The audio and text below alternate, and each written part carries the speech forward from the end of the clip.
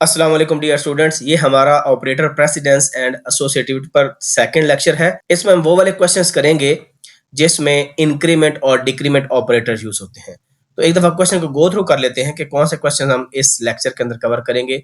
ये जितने क्वेश्चन आपको नजर आ रहे हैं ये सारे मैं कवर करूंगा, जिसमें आप देख रहे हैं कि एक ही स्टेटमेंट में एक से ज्यादा इंक्रीमेंट या डिक्रीमेंट ऑपरेटर्स यूज हो रहे हैं और सेम वेरिएबल पर अप्लाई हो रहे हैं। ऑल दो ये क्वेश्चंस एग्जाम में नहीं देने चाहिए, मैंने आपको लास्ट टाइम वजह बताई थी कि इसकी वजह ये होती है कि normally it is not recommended कि एक ही स्टेटमेंट के अंदर आप एक ही वेरिएबल पर एक से ज्यादा इंक्रीमेंट या डिक्रीमेंट अप्लाई करें। तो गुड प्रैक्टिस क्या है कि एक स्टेटमेंट में एक ही दफा इंक्रीमेंट या डिक्रीमेंट होना चाहिए। लेकिन फिर भी अगर ये क्वेश्चन एग्जाम में आते हैं तो मैंने आपको ये भी बोला था कि जो स्टूडियो होता है विजुअल स्टूडियो, उसकी आउटपुट डिफरेंट आती है और बाकी जो कंपाइलर्स हैं VS कोड हो गया, डेव C++ हो गया या ऑनलाइन कंपाइलर यूज करेंगे तो उसकी लॉजिक डिफरेंट है, क्योंकि एक कंपाइलर की जवाबदीद है कि वो कौन सा मेथड अप्लाई करता है।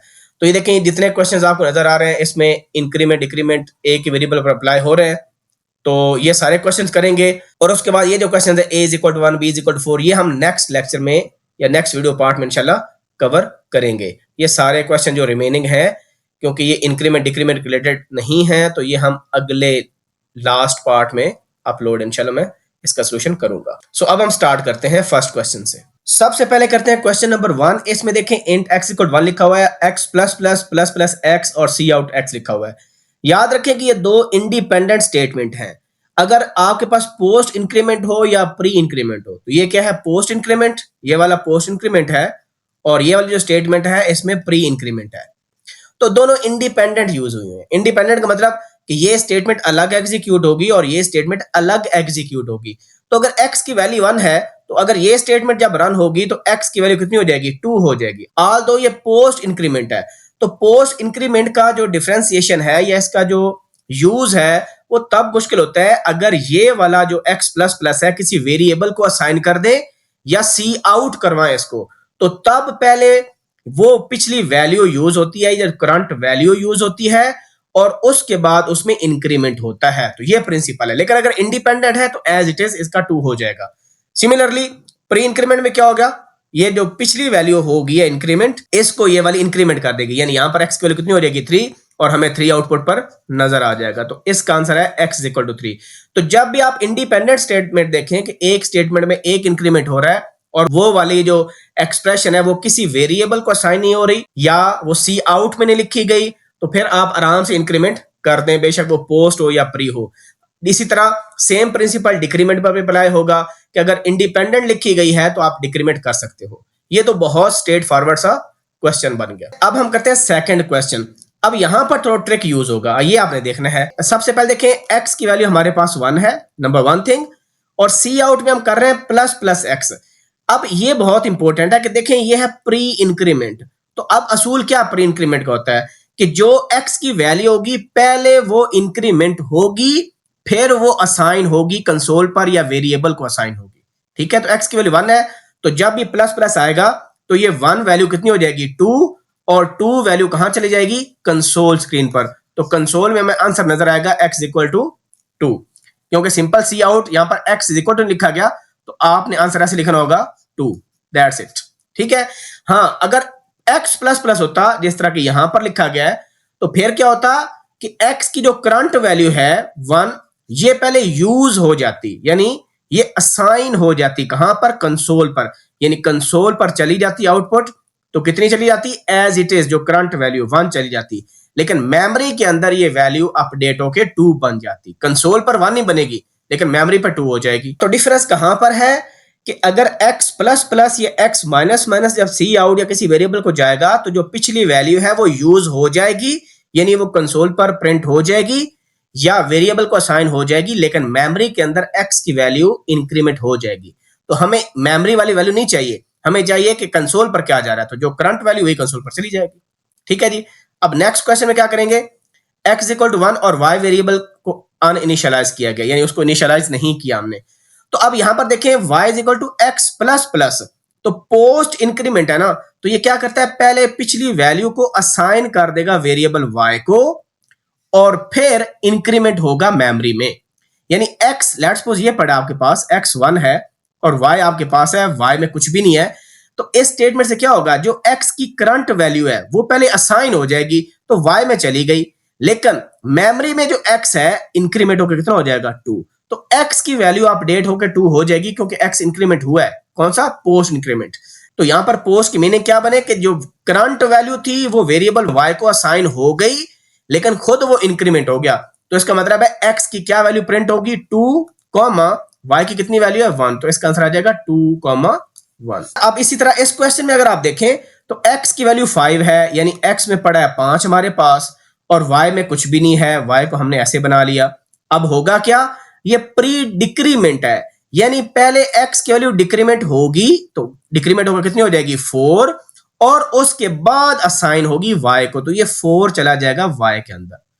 पोस्ट और प्री में यही फर्क है कि जो प्री है वो पहले इंक्रीमेंट या डिक्रीमेंट कर लेगा डिपेंडिंग ऑन के प्री इंक्रीमेंट है प्री डिक्रीमेंट है, और फिर असाइन होगा या वैल्यू यूज होगी। तो इसमें क्या था, प्री डिक्रीमेंट था, तो 5 वैल्यू पहले 4 हो गई, फिर वो अपडेटेड वैल्यू y को मिली। तो इसका मतलब है x की वैल्यू हमारे पास कितनी आ गई 4, और y की वैल्यू कितनी आ गई वो भी 4।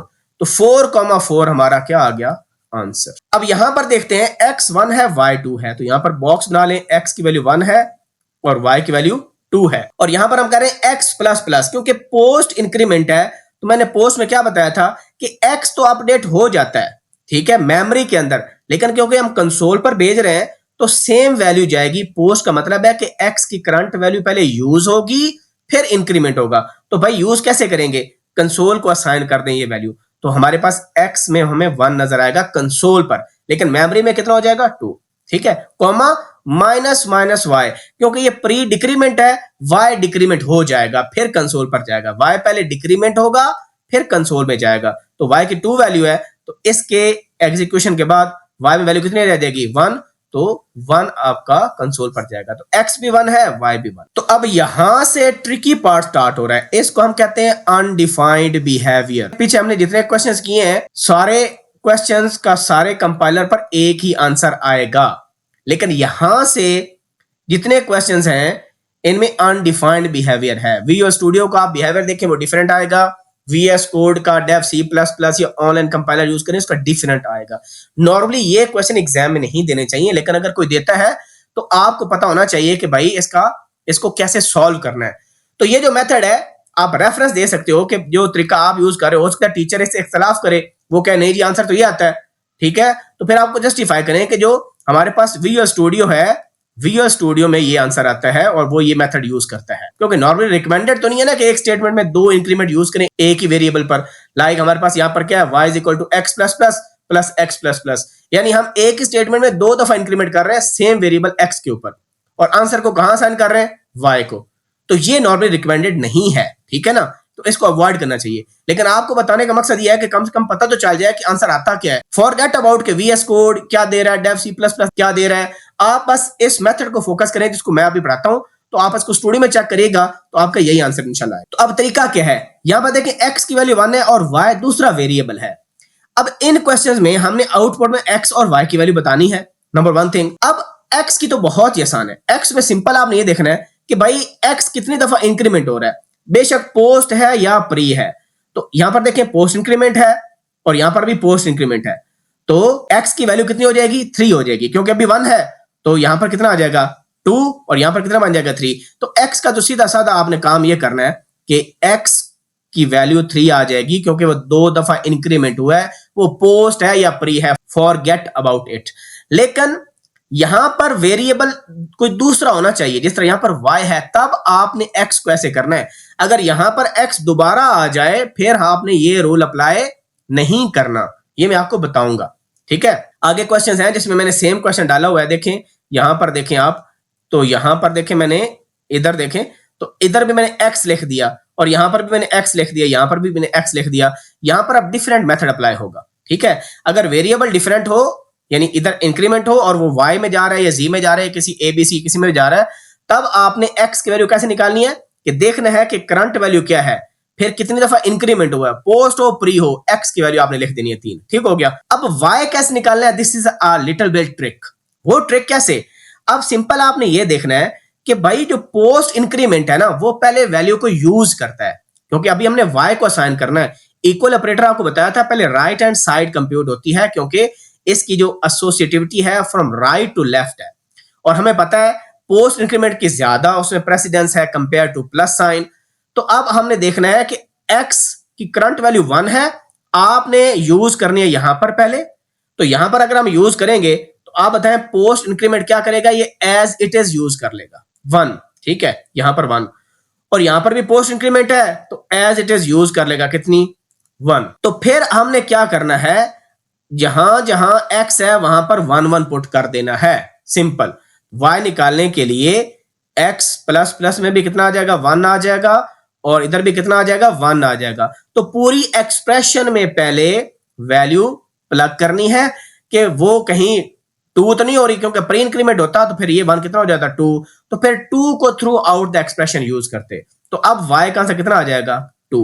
तो x का आंसर आ गया 3 और y का आंसर कितना आ गया, 2। इसको हम स्टूडियो पर चेक कर लेते हैं। तो ये कोड आप देख रहे हैं मैंने स्टूडियो में यूज कर लिया, मैं इसको रन करता हूं। तो ये आप देख लें जी कि जो x की वैल्यू है वो कितनी आई, 3 आई, और y की वैल्यू कितनी आई, 2 आई, क्योंकि y बाद में लिखा गया, ये देखें y बाद में लिखा गया है।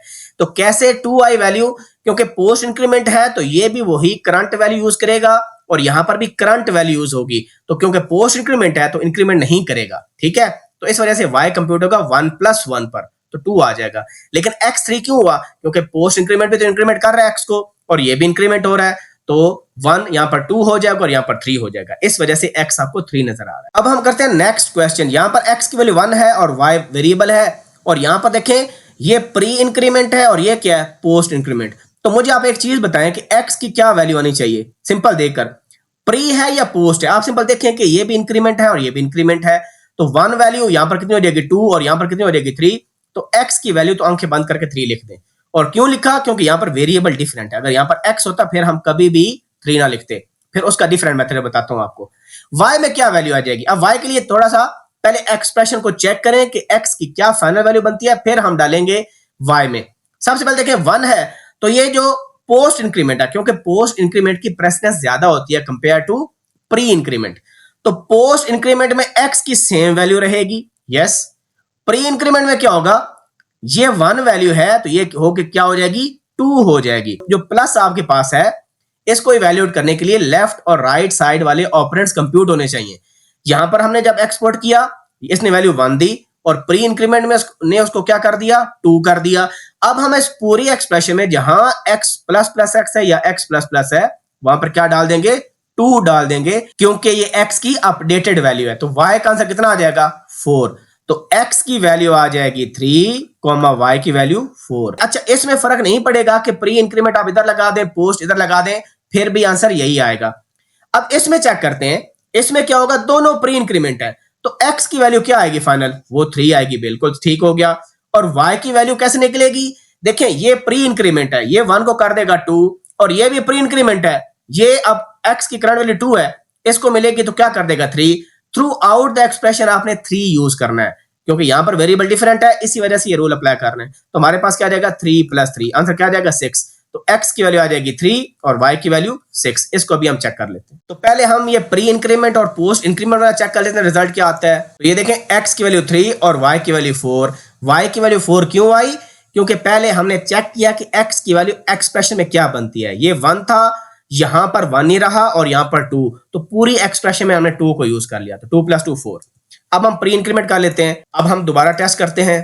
तो यहां पर देखें x की वैल्यू 3 रही और y की वैल्यू कितनी आ गई, 6, क्योंकि इसने प्री इंक्रीमेंट किया, 2 कर दिया, और इस 2 को इसने कर दिया 3। सेम एक्सप्रेशन में अब x की वैल्यू हम 3 यूज करेंगे, तो 3 + 3 कितना हो गया, 6। So this is our answer. अब बस सेम प्रिंसिपल है, सिंपल यहां पर हमने प्री डिक्रीमेंट यूज किया है instead of pre increment. Exam में ये भी आ सकता है कि यहां पर प्लस की जगह माइनस हो, मल्टीप्लीकेशन हो, वो आप अकॉर्डिंगली कर लीजिएगा फिर, ठीक है। अब ये देखें x की वैल्यू पहले हम डायरेक्ट निकाल लेते हैं, क्या बननी है भाई। देखें ये प्री डिक्रीमेंट है और ये प्री इंक्रीमेंट है, तो कैंसिल आउट हो जाएगा, तो x की वैल्यू 1 ही रहेगी, ठीक हो गया। y के लिए क्या करेंगे, ये 1 है तो पोस्ट डिक्रीमेंट पहले चेक होगा, वो 1 ही रहेगा, और ये 1 वैल्यू जब इधर आएगी, ये प्री इंक्रीमेंट है, ये इसको क्या कर देंगे, 2। तो पूरी एक्सप्रेशन में जहां पर हमें x लग रहा है वहां पर आप क्या डालेंगे, 2 डालेंगे, तो यहां पर भी 2 आ जाएगा, यहां पर भी 2।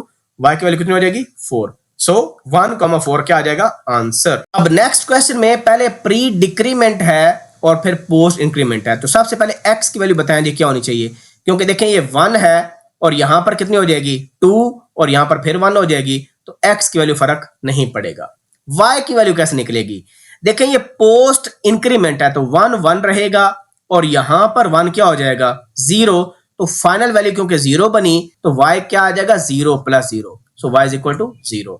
तो आंसर क्या आ जाएगा 1, 0। अब नेक्स्ट क्वेश्चन में क्या है, दोनों प्री डिक्रीमेंट हैं, तो x की वैल्यू बताएं जी क्या होगी। इधर है प्री डिक्रीमेंट क्या कर देगा, उसको 0 कर देगा और ये क्या कर देगा -1, तो x की वैल्यू आ जाएगी -1। y की वैल्यू बड़ी इंपॉर्टेंट है, दोनों प्री डिक्रीमेंट है तो यहां पर वैल्यू हो जाएगी 0 और ये इसको कर देगा -1। अब पूरी एक्सप्रेशन में कौन सी वैल्यू यूज करेंगे, अपडेटेड -1, सो y क्या आ जाएगा -1 + -1, आंसर कितना आ जाएगा -2, तो फाइनल आंसर क्या आ जाएगा -1, -2। तो इस तरह आपने इन क्वेश्चंस को सॉल्व करना है। अब आगे थोड़ा सा ट्रिकी पार्ट है, जब ये वाले क्वेश्चंस आ जाए ये ट्रिकी क्यों है, क्योंकि यहां पर जो वेरिएबल यूज हो रहा है वो सेम वेरिएबल यूज हो रहा है, यहां पर अब डिफरेंट आंसर्स आएंगे हमारे, जिस तरह पहले आए थे वैसे हमने निकालेंगे कि x, आप देखा कि जो प्री डिक्रीमेंट है तो 2 दफा डिक्रीमेंट कर ले तो x निकाले, इतनी आसानी से नहीं आएगा, इसमें अब ट्रिक यूज होना है वो मैं आपको बताता हूं। अब देखें जी ये क्वेश्चन करने के लिए, क्योंकि अब सेम वेरिएबल आपके पास है जिसमें रिजल्ट स्टोर होना है, तो अब इसमें क्या करेंगे, x की पहली वैल्यू कितनी हमारे पास है, x की वैल्यू हमारे पास वैल्यू 1 है, तो पोस्ट इंक्रीमेंट में क्योंकि यहां पर प्लस है, दोनों में पोस्ट इंक्रीमेंट है, तो लेट्स सपोज पहले x की वैल्यू 1 हमने यूज की, ठीक हो गया। जब यहां पर आएंगे तो इसको यूज कर लेगा, तो 1 को यूज कर लेगा, और जो अगला पोस्ट इंक्रीमेंट है जब ये यूज करेगा तो ये 1 कितना हो जाएगा, ये 2 हो, यानी जब ये एक्सप्रेशन कंप्यूट होगी तो x तो 1 ही रहा, लेकिन मेमोरी में कितना हो गया, मेमोरी में 2 हो गया।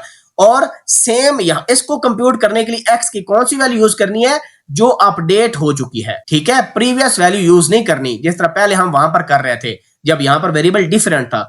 अब ये जो अपडेटेड वैल्यू है ये आप यूज कर लेंगे as operands to the plus, तो आंसर कितना आ जाएगा 4, तो x की वैल्यू 4 आ जाएगी इस केस में। जब दोनों पोस्ट हो या दोनों प्री हो तो सेम रिजल्ट यूज करेंगे। फॉर एग्जांपल यहां पर देखें दोनों प्री इंक्रीमेंट है, तो इसको कैसे करेंगे, x की वैल्यू पहले थी 1, जब ये प्री इंक्रीमेंट है तो इसको क्या कर देगा 2, और ये भी प्री इंक्रीमेंट है तो इस 2 को इनपुट लेगा और क्या कर देगा 3, तो हमारे पास क्या आंसर आएगा, x इज इक्वल टू दोनों में 3 यूज करेंगे, यानी जब प्री हो जब पोस्ट हो तो जो अपडेटेड वैल्यू आएगी वो दोनों में यूज कर लेंगे। जिस तरह यहां पर अपडेटेड वैल्यू 2 आई, दोनों में 2 यूज कर लिया, यहां पर अपडेटेड वैल्यू 3 आई, दोनों में 3 यूज कर लिया। अब ये 2 कैसे आया था, क्योंकि यहां पर एज इट इज रहेगी, वैल्यू चेंज नहीं होगी, लेकिन जब ये इवैल्यूएट होगा तो वैल्यू मेमोरी में अपडेट हो जाएगी, उसी को यूज करेंगे, क्योंकि पोस्ट है तो ये 2 यूज करेंगे, पोस्ट उसको 3 नहीं करता, लेकिन यहां पर 3 हो जाती है क्योंकि प्री इंक्रीमेंट ये वाला 2 कर दिया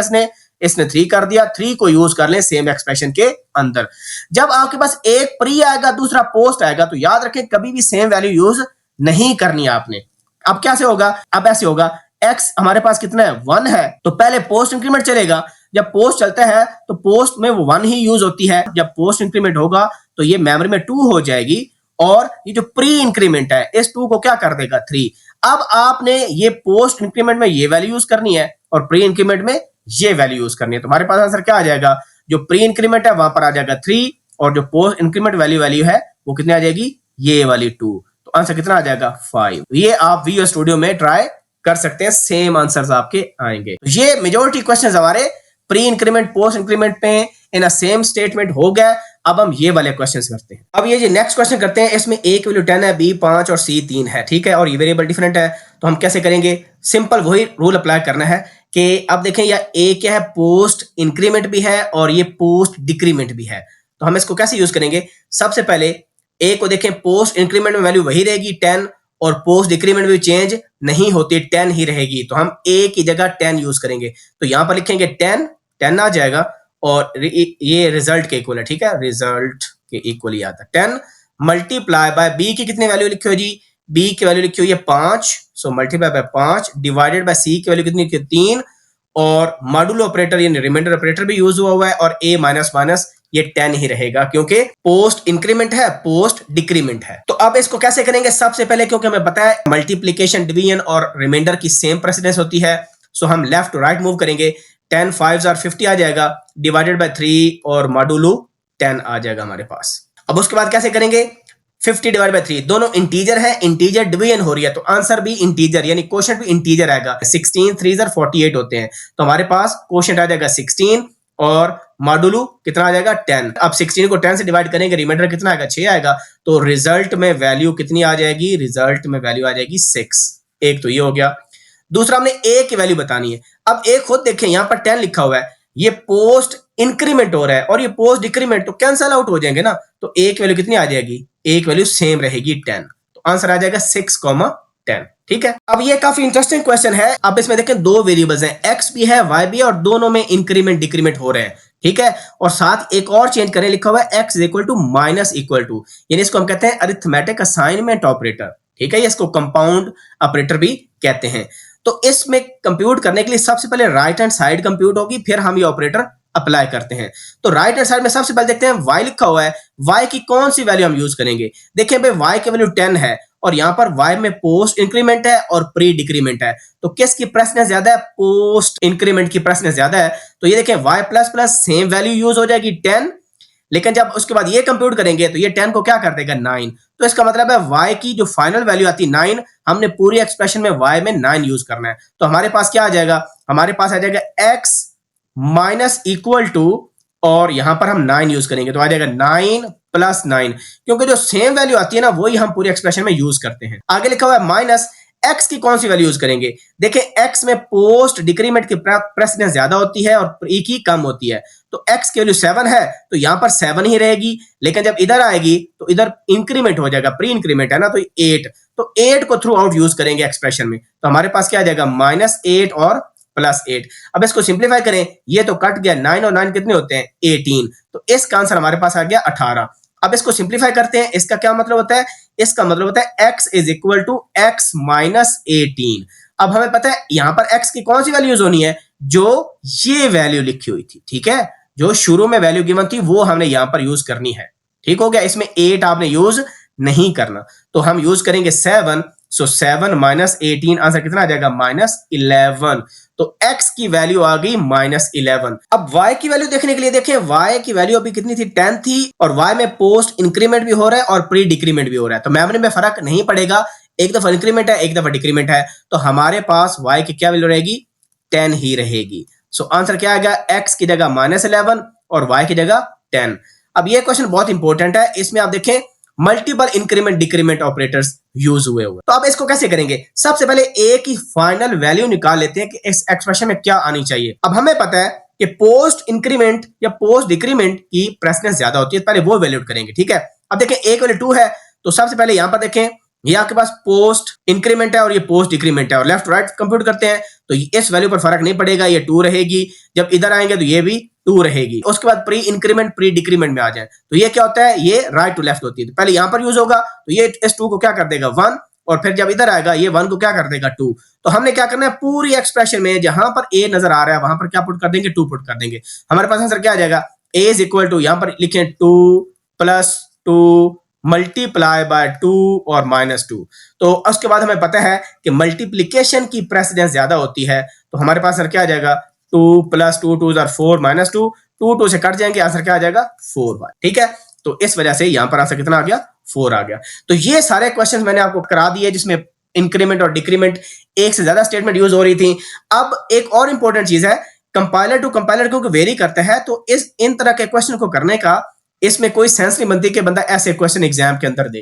ठीक है, मैंने इस वजह से कराया क्योंकि कुछ टीचर्स देते होते हैं और स्टूडेंट कंफ्यूज हो जाते हैं, तो कैसे करना है वो तरीका आपको बता दिया।